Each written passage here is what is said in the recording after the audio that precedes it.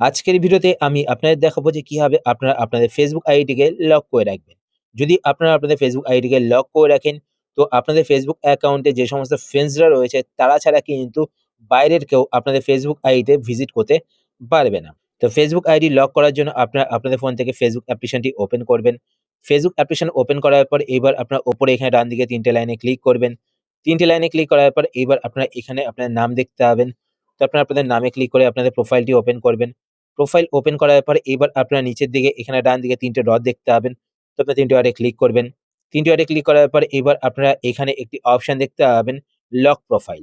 একটা কথা বলে রাখি, যদি আপনারা এখানে লক প্রোফাইল অপশনটি না দেখতে পান, তাহলে আপনারা বুঝে নেবেন আপনাদের ফেসবুক আইডি কিন্তু প্রফেশনাল ফেসবুক আইডি।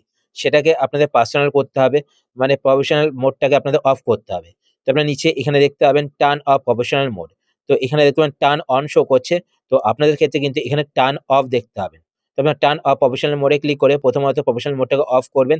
তারপর গিয়ে কিন্তু আপনার এখানে লক প্রোফাইল অপশনটি দেখতে পাবেন। তো আপনার এখানে লক প্রোফাইল অপশনটিতে ক্লিক করবেন। লক প্রোফাইল অপশনে ক্লিক করার পর এবার আপনার নিচে এখানে লক ইওর প্রোফাইলে ক্লিক করবেন। লক ইওর প্রোফাইলে ক্লিক করলে কিন্তু আপনাদের ফেসবুক আইডি লক হয়ে যাবে। তো এইভাবে কিন্তু আপনারা আপনাদের ফেসবুক আইডিকে লক করতে পারেন। আশা করছি আজকের ভিডিওটা আপনার হেল্পফুল হয়েছে। যদি হেল্পফুল হয়ে থাকে তাহলে অবশ্যই লাইক করে দেবেন। আর আপনারা যদি এই চ্যানেলে নতুন হয়ে থাকেন, তো চ্যানেলকে সাবস্ক্রাইব করে পাশে বেল আইকনটি অল করে রাখবেন এরকম নতুন, নতুন ইন্টারেস্টিং ভিডিও নোটিফিকেশন পেতে।